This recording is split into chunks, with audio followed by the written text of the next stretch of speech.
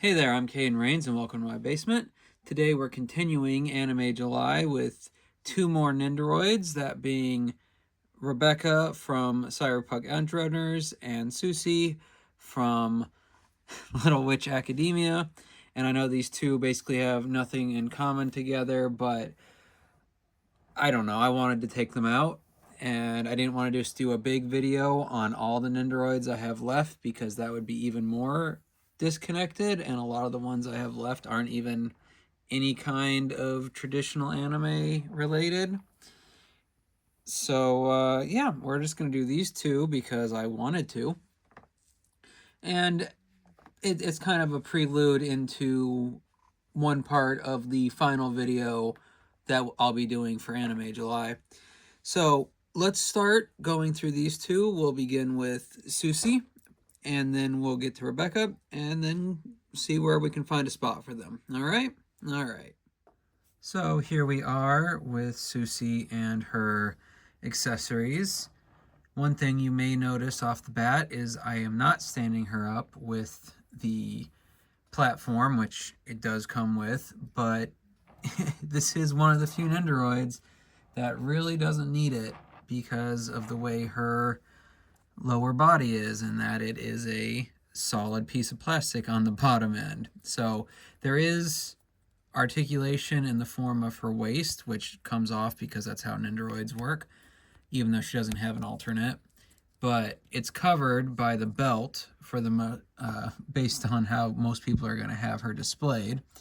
So that's I think that's clever. I don't know how necessary it really is. I don't think if you have her posed like this, it's going to be, someone's going to notice if you turn her and the little wisps at the end are turned or not. So I don't have any problem with it because, it's just how they kind of do Nendoroids. But it is what it is. Her accessories we've got laid out here. She's got 2 alternate faces, 3 alternate hands, 4 different, or well, it's 2 sets of sleeves, a hat, and then we've got a mushroom that actually goes into the base, or I believe it can be held by one of the hands, but it fits directly into the base. A wand. This is Llama Sucy from a gag in one of the episodes of Little Witch Academia. And then her wand. And finally, and her hat. I don't remember if I said that. If I did, great. If not, there we go. It goes on like a hat does. Crazy, right? But anyway, and then this accessory is actually goes with the Atsuko Nendoroid. It comes with this one, but it's something that Sucy does to her in the show. So I don't really love it when action figures of any type do that. It's one thing if the accessory works with the figure it comes with in some way, but I don't really, Sucy doesn't have the thing on the back of her head for this, and while you could probably force it into one of her hands, yeah, it's obviously not meant for that. So I don't think this really affected the cost much, but I don't know, it's just a unnecessary bit, I guess. Like NECA does that with their gargoyles, and it doesn't really affect me because I think their gargoyle line outside of the humans is way too detailed. But the fact I have a character that came with another character's wings, and I'll just never have the character those wings go to, is kind of annoying. But anyway, getting off topic. Like most Nendoroid, well, pretty much all Nendoroids, the hair / headgear / whatever above the face just comes off, and that allows you to change out the face. All of her left eyes are closed because her hair is always covering it. So, it's just the fact they even bothered to put her eye there is something. But with that, you can give her the 3 different looks, and basically those looks are her default kind of bored with everything, the amused by usually something mushroom related, face, and then the toothy grin, which I guess you could think of for whatever reason. She has just her arms to the side with the default look, at least what I consider a default look. But you can then just pop those off to try out the others. And your other options are a bent arm. I'm going to take her hair off for a second to make this a little easier. Okay, we've got a bent arm. Now she's bald, but which you can either put in there, which is, I don't know, it doesn't look quite right. But then you can just slide a hand. Let's see, where's the left? There we go. In there. If it wants to. There we go. So, just holding up that mushroom. The alternate arm is a bent sleeve, and this is actually what I was about to say before, but I got sidetracked. So this is with her arm staying in her sleeve, and then if you didn't like the perspective of what I just showed you, you could also just take the upper arm there, which is probably the intended way, but you know, why would I do something the way it's intended? So anyway, you've got that option, and there's a lot of pose potential there. I don't know how I'm gonna try and leave it in the long run, but that's all it takes. So you can swap it out for a couple different poses, and the hands just swap out as well. So if I wanted to, I could put her wand in this hand. Lottie freaking da. There we go. You have to fight it a teensy bit, but it's not like I feel like it's gonna break or anything.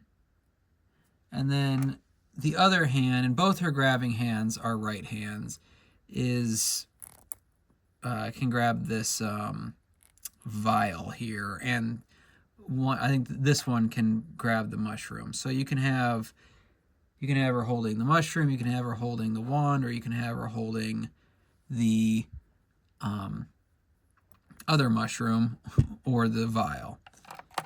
So, and then the llama's just there. It serves like no great purpose other than to be a reference to something from the show. So that's, you know, I mean, that's how some accessories are. So you actually have a fair bit of posability when it comes to her arms because, well, not necessarily posability, but options when it comes to her arms because she has 2.5 different sets you can choose between to mix and match. So if you wanted to have her holding up her wand while holding the mushroom to her side, you know, you can do that fairly easily. It all just pops in and out the way Nendoroids do. Now, there's enough friction that, as you've seen, as I've pulled stuff here today, it doesn't just pop out immediately, but it's easy enough that when you want to switch it out, like most Nendoroid things, it's just going to happen pretty easily. So, this was... I think this was not like my first Nendoroid, but it was pretty early in my Nendoroid collection, I believe, and I've had it a while because of that. I don't think I was in the first one. I think the first run it was involved with the Kickstarter that the series first started with for the OVA, but then obviously they re-released her because I've seen her at cons for like 70 something bucks, and I was never paying that for Nendoroid. As much as like I like Nendoroids in general, like they were never worth that much to me. Even the characters that I really wanted, most of them when I saw them, I was like, oh, I'm just going to get this now before it goes up in price. And that's, you know, unfortunate when that's the way you have to play the game, but there's some things like Nendoroids and certain action figures you're just not going to find on sale because people want them enough. And while I don't know how niche or mainstream a Nendoroid is to most people, I see them sell out, and I rarely see them on any kind of sale. Like, and if they're on a sale, it's not much of one. So when I saw this one, basically either reissued or just I can't remember. It's been a while, but it was around what I expected to pay for them, like that the 40-ish range. And so I was like, well, I enjoyed Little Witch Academia, and Sucy is the best character, so I decided to pick her up when I had the chance to. Is she for everybody? No. I mean, basically, she doesn't have legs, so that does alter how you can display her. With the other Nendoroids and action figures, because you can pop them on their stand. You could make an action pose going, but whatever you do with Sucy, if she's not on the ground, which she doesn't need the stand for, then you're just gonna have this awkward effect with the base of her figure. So I don't know. I don't even know where I'm going with this. I like her though. Again, I was never gonna pay $70 for this one. I'd much rather have just a regular action figure of her and maybe some of the other characters in that show, but I feel that way about a lot of things I like in general. So, or Lego. Give me more minifigs of characters that we're not used to getting in the Lego. Real ones, not ones you find at conventions or on AliExpress or whatever. Yeah, so anyway, I like Sucy, and I'll see about figuring out a place for her once we look at Rebecca. But now that we've taken a good look at our fantasy figure for the week, let's transition over to sci-fi and see how that goes for us. All right, so here we have our second Nendoroid, that being Rebecca from Cyberpunk Edgerunners. I was originally going to save this for when Jada finally got off their butts and put out their Rebecca figure, but that hasn't happened yet, and it's been a while. By the time you see this, San Diego Comic-Con might be going on, and I know that they're releasing some of their other figures, like the next wave of Scooby-Doo figures, for pre-order during it. So maybe we'll get some news there. They've had a sculpt for that figure for like 2 years now, and it just hasn't come out as a follow-up to the other two they put out. And that's kind of annoyed me, because I'm much more of a Rebecca enjoyer than a Lucy enjoyer, and that really has to do with how Lucy was in the show. Like, I know she has a tragic backstory and whatnot, but I really didn't buy a lot of the relationship that those two that David and Lucy had, whereas Rebecca was much more genuine in my eyes and more fun. I was less annoyed by Rebecca than I was by Lucy in general. So that's neither here nor there, because that's not connected to this figure at all. But I'm gonna tangent when I'm gonna tangent. So obviously we don't get necessarily as much with this figure, and this is kind of the way that Nendoroids seem to have gone. Not all of them. You'll get some that have a lot of accessories, but pretty much all of Rebecca's here are her alternate faces and her alternate hand/sleeves.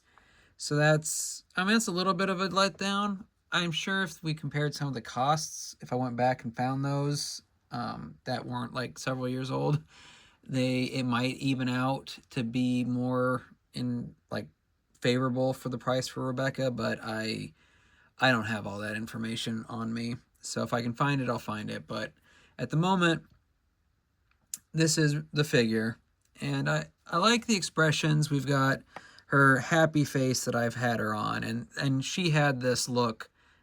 This is the general pose I had her in, I believe, when I had her on my shelf in my old place. It's been a while. It took me longer to get to some of these figures than I expected to, but then we've got her kind of default, content face and an angry face. And I think those are 3 pretty good options for her. Sometimes you get faces, and I think we've looked at some before with Nendoroids or other figures where it's just like the difference between some of these faces is pretty minute to just not even there, really. So I'm happy for that. As for the rest of her accessories, it basically comes down to hands and sleeves, like I said. So we've got, well, let's look at the sleeves first, and then we can alternate them out. So basically, you've got your upper arm that's staying in. I mean, it can come out, but you can just swap out the lower arm to either be bent or straight forward. But you can then ease out the hands. So if you still want her to be making a fist with her big blue hand, then you can have that while the arm's out. Or you could have the open fist, or open hand, I should say. It's not really a fist if it's open. But, and have her holding one of the guns, like this, blah, blah, blah. Well, kind of put pressure in the wrong place. And do something like that. That's not quite, I'll have to play with that some more because that's not looking quite like how I imagined it. But you have that option, and then she also can swap out to her normal hands, or her original hands, or I don't know. But she's got a pair of those too, where you can have her holding her handgun, and then also, if it wants to go in, there we go, flipping somebody off, which is a very her thing to do. So, you know, it's otherwise it's basically back to normal Nendoroid stuff. She can't really stand on her own without the stand or something to lean against because her legs are so chibi-ish. But the rest of her has a fair amount of posability, technically more than Sucy because she has actual legs. And she has, you can make her twin tails in a couple different ways. So she's kind of like the Miku Bloki's figure we looked at in that regard. But otherwise, yeah, I mean, it's Nendoroid, which is another reason I don't do many of these things at once, is because they are, you know, they're not all exactly the same by any means, but they are also not extremely different, which is why I kind of stopped, what am I saying? I kind of stopped getting them as much because, you know, there's, well, yes, they are pretty much all unique molds. Like, they're not, what's the word I'm looking for? They're not like just reusing the same stuff over and over. They're also not very different in the grand scheme of things. So, I don't know. In that way, they kind of get old over time. I don't even want to say that. Getting old isn't what I mean, really. Like, it's just, if I put this next to another Nendoroid, while they won't look exactly the same, they'll be pretty much the same height, and they'll have basically the same issues, if you want to call them that, where they can't generally stand on their own. And while they do have posability, it is limited compared to some things that you're going to get on the average action figure. I still like them in general, and there's only a few in my modest Nendoroid collection that I'm really like, why did I buy this? One or two, really. The rest are either the right size to go with other figures, like with the couple others we've looked at, or they're just a character I like and don't regret getting.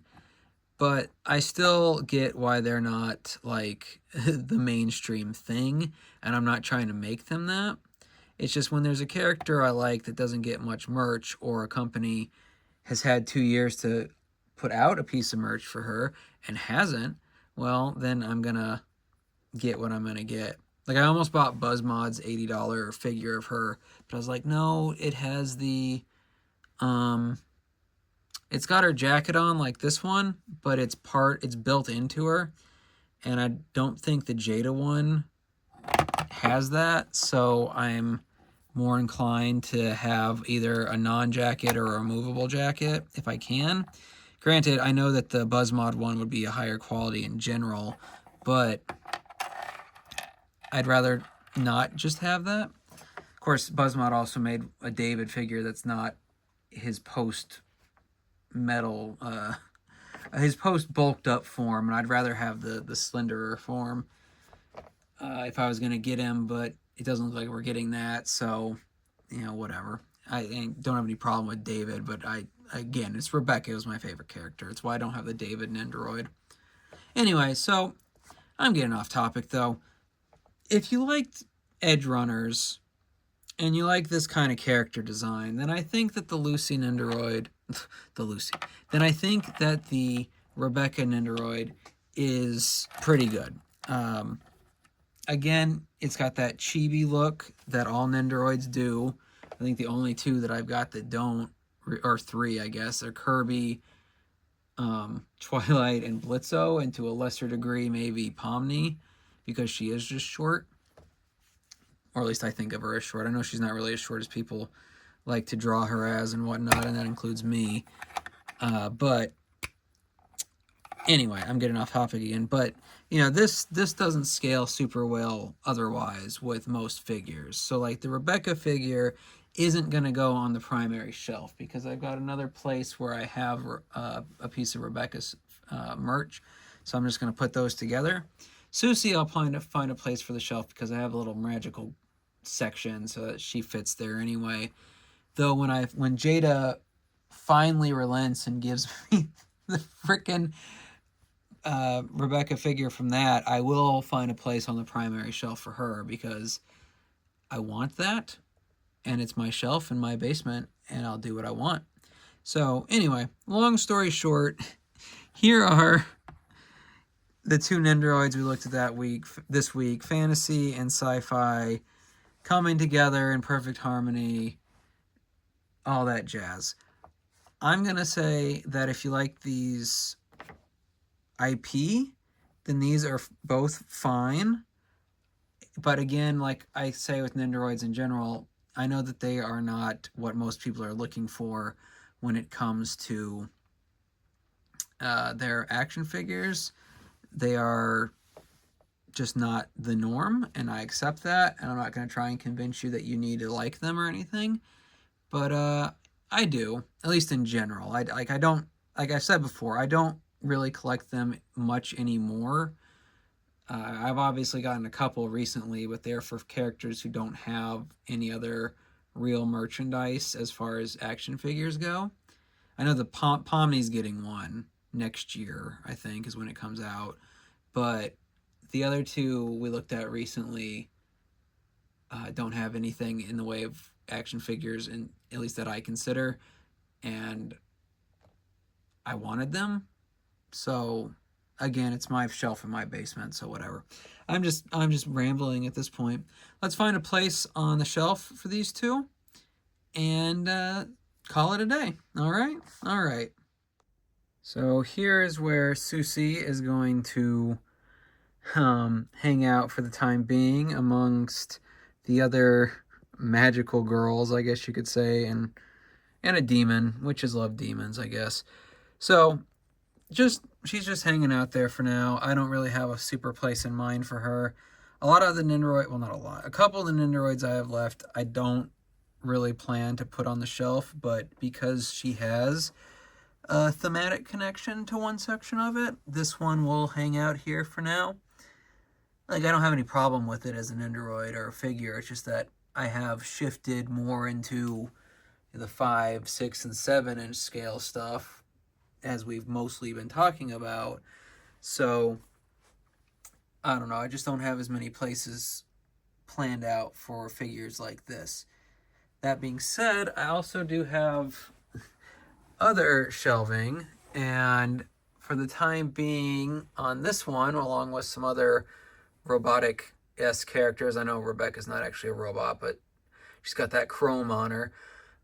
So I've got that U2's Rebecca and the Nendoroid are going to hang out together along with V and Jenny and Bender the Offender. Plus just some other random stuff that I'm going to reorganize as I go. And they'll all sit above my amiibos, which I have a lot of for some reason.